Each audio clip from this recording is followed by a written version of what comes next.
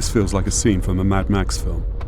In fact, we're in a convoy on the Donbass frontline, going very fast across country. No one wants to be last, it seems. The van wasn't designed to carry high explosives on dirt tracks at this speed. In the pickup, passengers and assault rifles are tumbled about. Slow feels dangerous under these Russian drone-filled skies. Speed is everything, but it also creates clouds of telltale dust. The faster you drive, the more dust is kicked up, and the more dust you create, the easier you are to spot. What you're watching is the climactic hour of a Ukrainian army mission in the defense of Pokrovsk, the Donbass logistics hub that Russia is trying to take. Male frontline cameraman Jamie Wiseman and I spent 4 days with a special unit as it prepared a rocket strike on Russian forces massing outside the city.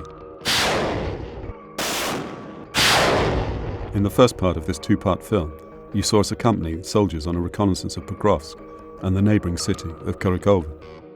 Now the ground fighting has moved close to the suburbs. Both city centres have already been badly damaged by artillery and missile strikes.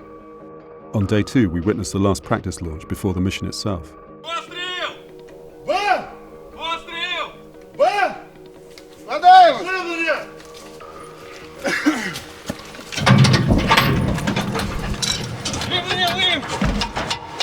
Now the final countdown has begun. The rockets will be taken to a position near the front line and fired at their target. That's if the Russians don't find and hit the launchers first. A workshop in a village close to besieged Pokrovsk. The unit has come here to collect the hand-prepared rockets that will be used in tomorrow's strike. With a shortage of Western-donated precision weapons, Ukrainian ingenuity has to fill the gaps. Some of the Grad rockets were captured from Russian stocks. They'll now be fired back at their previous owners. The countries where these captured weapons were originally manufactured shows how this war has become a global conflict. We're in a secret rocket manufacturing plant near Pokrovsk. This is the place which produces the ammunition for the special unit in their pinpoint Grad attacks against Russian positions. What's really interesting about what we're seeing here is that most of the ammunition that they're using, most of these Grad rockets you can see, are actual trophies from the battlefield. They've been taken from Russian forces during the war, but maybe more interesting than that is where they originated from. Now, what we can see in front of me here, these two with the black warheads, these are from North Korea. This one with the red stripe is from Russia. Others are kind of post-Soviet countries. These brown sections here are what would contain the gunpowder. But behind me, there are other stocks of Grad missiles piled up, and they come from Pakistan, Iran, Iraq, and a number of other post-Soviet countries. All have been captured by the Ukrainians since the full-scale invasion, are now being repurposed and used against the Russians. The Grad that you can see here is a newly manufactured Ukrainian rocket, which has been supplied to the unit. The others beneath it, though, were originally made in Pakistan and ended up maybe through a third party with the Russian forces and have been captured by the Ukrainians and again will be used against the Russians. Each rocket is marked with its own weight. Its flight path is then predicted using ballistic calculator software.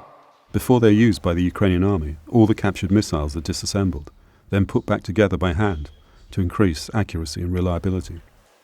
Each constituent part, each grain of gunpowder, is carefully measured to achieve uniformity and best performance. This is all about marginal gains. What you can see here are two different kinds of Grad detonators.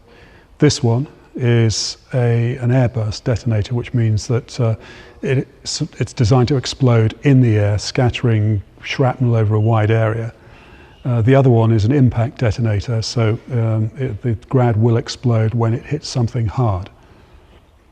Like the stopwatch used at launch practice, it could make the difference between success and failure, life and death.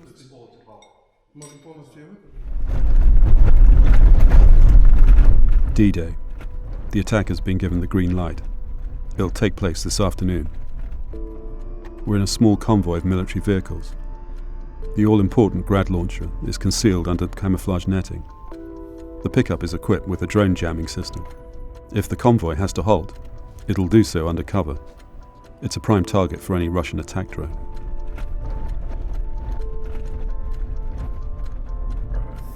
We reach the final staging post, a small clearing near the edge of a wood. The van carrying the Grad rockets is waiting for us. The camo net comes off the launcher. The men can start loading the rocket tubes. But there is a personal touch before they do. One of the soldiers paints the name of a comrade who was killed fighting in this sector. The rocket will be a present for the Russians, in his memory, they say. In the background, you can hear the unit's drone alarm. A Russian drone is operating somewhere in the area. From Rafal, it's a name, from Rafal, for Vasil Borchenko. Okay, so we're on the edge of a wood, very close to the Pokrovsk front line. Pokrovsk is a town that the Russians are pushing to capture, and the fighting along this sector of the front is probably more fierce than anywhere along the 1,000-mile front line. Now we're with a special unit of the Ukrainian armed forces who are preparing to launch a precision rocket strike against a Russian position. They've just been loading the four rockets onto the back of this specially adapted pickup, and very soon we'll be moving to a position where they will be launching. We're told the unit will first fire 2 ranging rockets at the target. Their accuracy will be monitored by a reconnaissance drone. After any corrections have been made, a volley of 4 rockets will then complete the mission. Weather conditions will play a large part in the operation today, offensively and defensively. The unit has measured that the wind is now gusting at 20 meters per second. Drones struggle when the wind speed is more than 10 meters per second. That means the current threat from Russian kamikazes is low, but it also means the accuracy of the Ukrainian rocket attack could be affected. It's quite a blustery day, so the drone threat is not high, but they're very nervous about attracting enemy attention. We can hear the heavy artillery in the background. It's all quite tense. The attack will still go ahead, but the unit hopes that once in position, the wind speed will have dropped.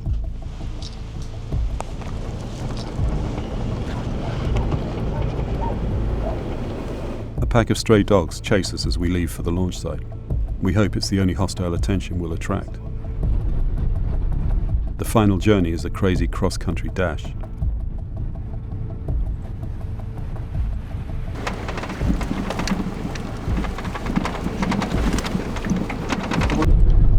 The unit drives towards the launch position as fast as possible. There's a kind of Mad Max quality to it. Billowing dust. The sun even looks a little like there's rock over there, slowly. The last stretch takes us across the middle of what feels like the biggest and most exposed field in Ukraine.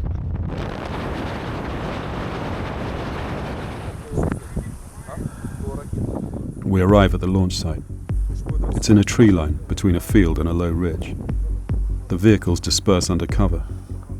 The final preparation can begin.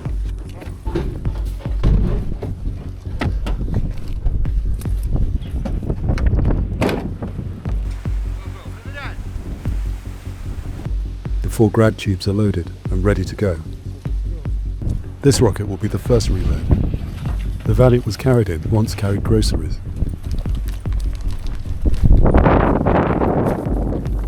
It's laid on the ground alongside the other reload missile. The soldier in charge of the Starlink satellite set that will connect the unit to the spotting drone is also in position. The stabilizers that will keep the launcher steady during firing are wound into place. The sun is sinking behind the tree line as the squad goes to work. The truck isn't quite yet in the position to launch, and you can see from the foliage that the wind speed has, if anything, increased. As we were told in final practice, the entire operation cannot take more than 10 minutes. Each second over could mean life or death for everyone involved.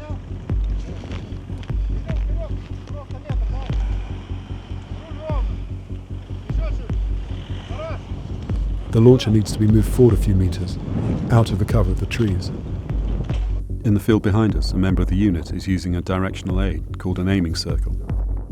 He's had to take off all magnetic objects to avoid skewing his compass. These trees still provide good cover from the west, but one of the branches on the eastern side is in the line of fire of the rockets and will need to be removed.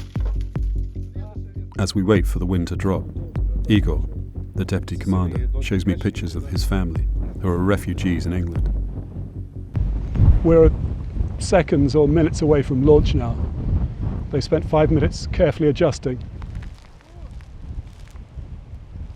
and they're almost ready to go. The wind has begun to drop. It's now or never. The launch will begin with the first ranging rocket to establish accuracy on the target. Ракета номер 3! Пострел!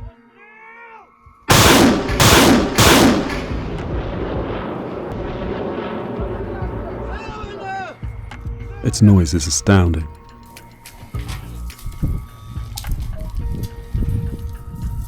The empty tube is reloaded for the second ranging shot.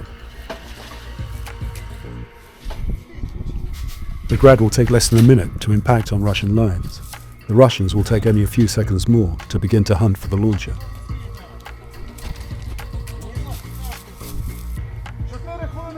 Плюс! Может, две кинем, Олег? Давай одну! Одну, плюс! Съебал! Рагнарок! Ракета номер 3! Пострел!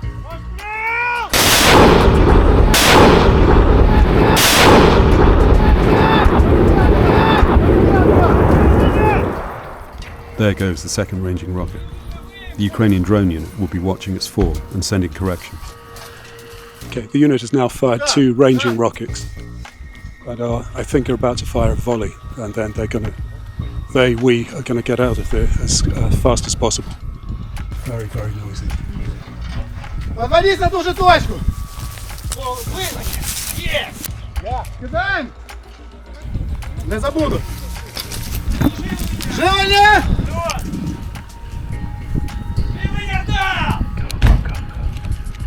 Рагнарок! Ракети номер 1, 2, 3, 4! Проміжок 2 секунди! Командир, з ним народ. Постріл! Постріл!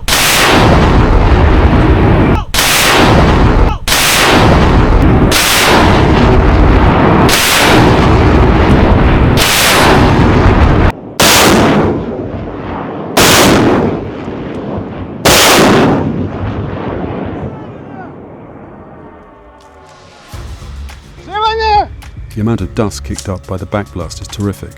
It can be seen for miles. We can't hang around. To do so would be death.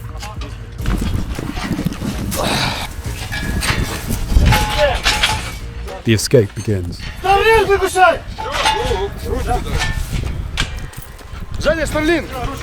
Ours is not a cool withdrawal. It's chaotic, verging on panic-stricken. Alex, Jamie. Jamie! Where the is the GoPro gone?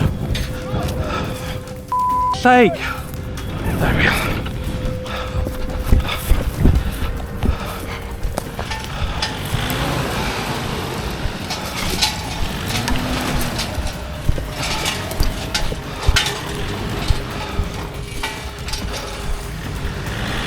The driver punches the air in triumph. The launcher is the first to leave.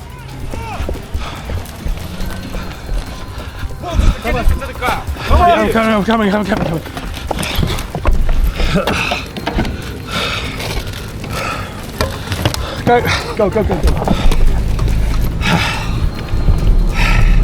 Ми за цим. Він в багажнику. Ми за лікою.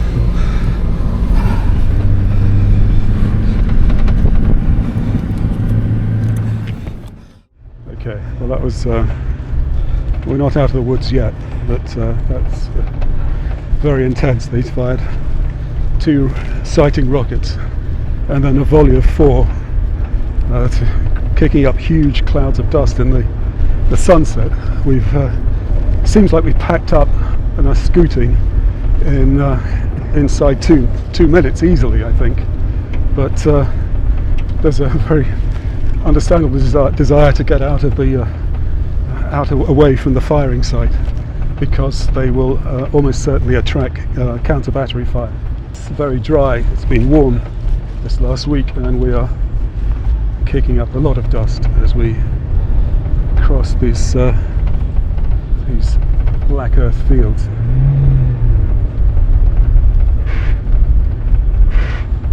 Now is not the time to miss a gear. Oleg, who's the unit leader, is in the back of the pickup. Igor, his colleague, is driving, and I'm here with Jamie and Alexander, our translator and second cameraman, in the back of the vehicle as we're making good our escape. Somebody is heading in the other direction, which I don't think is a very wise thing at this particular moment.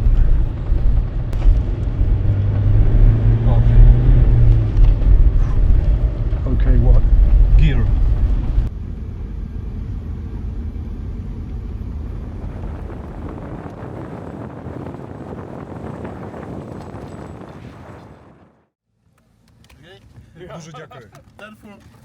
We make it safely back to the rendezvous point in the clearing, where the rockets were first loaded into the launcher.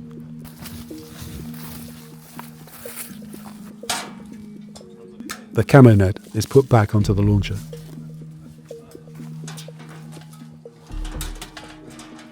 So we're back in the forest after the few minutes after the fire mission, and Oleg has got some preliminary results from drone footage.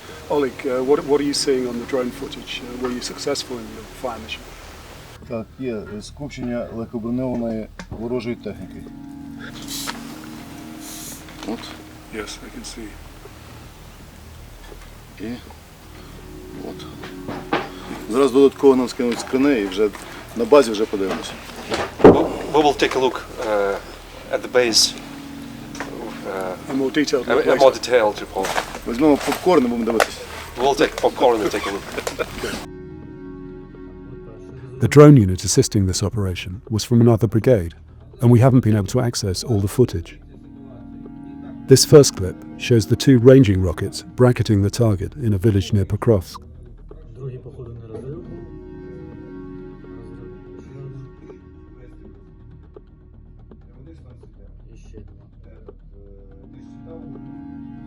This video shows a successful grad attack by the same unit in the same week at a different location.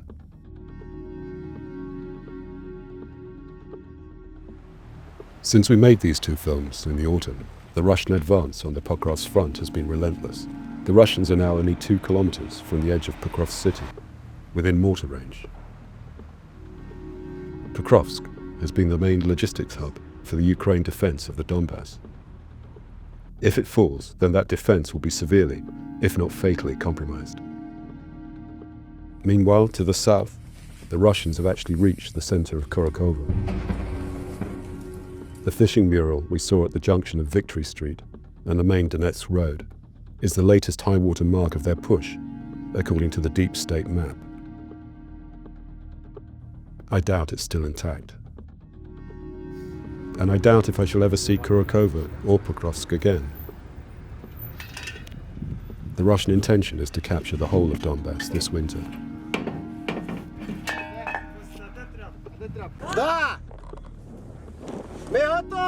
They're unlikely to hand it back during the peace talks that have been mooted for 2025.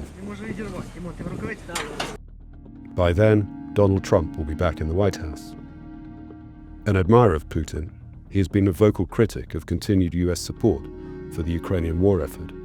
He's even claimed he will end the war within 24 hours of his inauguration. Ukraine holds its breath to see what he will do, because the Russians will not pause.